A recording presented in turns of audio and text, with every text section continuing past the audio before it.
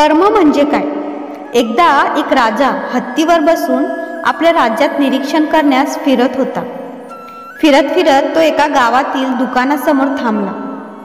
प्रधानाला बोलावून म्हणाला, का कोण जाणे, मी या दुकानदाराला पूर्वी कधी पाहिले नाही, त्याला ओळखत पण नाही, पण मला या दुकानदाराला फाशी द्यावे वाटते. प्रधान बुचकळ्यात पडला.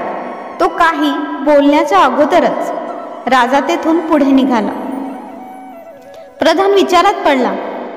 त्यानं ते दुकान पाहून ठेवले व तो राजामागे निघाला. दुसऱ्या दिवशी प्रधान गावातल्या त्या दुकानाशी साध्या वेशात पोहोचला. दुकानात दुकानदाराशिवाय कोणीच नव्हते.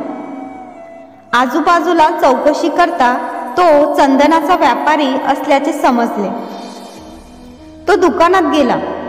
त्याच्याकडे सुवर्ण वर्णाचे सुगंधी चंदन होते, मात्र कोणी खरीदार नसल्याने मालक वैतागला होता. चौकशी करता कळले की लोक नुसते येतात आणि वास घेतात आणि साधा दरही न विचारता निघून जातात. रिकाम्या बसलेल्या दुकानदाराला बऱ्याच वेळा वाटे की किमान राजा तरी मरावा.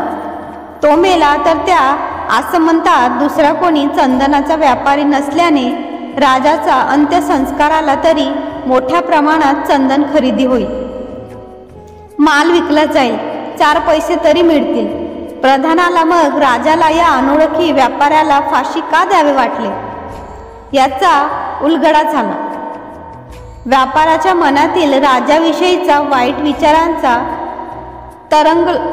तरंग लहरींनी दूषित वातावरणात राजा आल्यावर राजाच्या मनात दुकानदाराला फाशी देण्याचे विचार उद्भवले होते. त्याने त्या दुकानदाराकडे थोडी चंदन खरेदी केली. दुकानदाराला बऱ्याच दिवसांनी गिराईक मिळाल्याने आनंद झाला. प्रधान निघाला आणि राजदरबारात राजापुढे ते चंदन ठेवले. राजाने कागद उघडून चंदन पाहिले आणि त्याच्या सुवर्ण वर्णाने आणि सुगंधाने मोहित झाला. त्याने प्रधानाला विचारले, कोठून आणले हे चंदन? प्रधानाने त्या व्यापाऱ्याचे नाव सांगितले.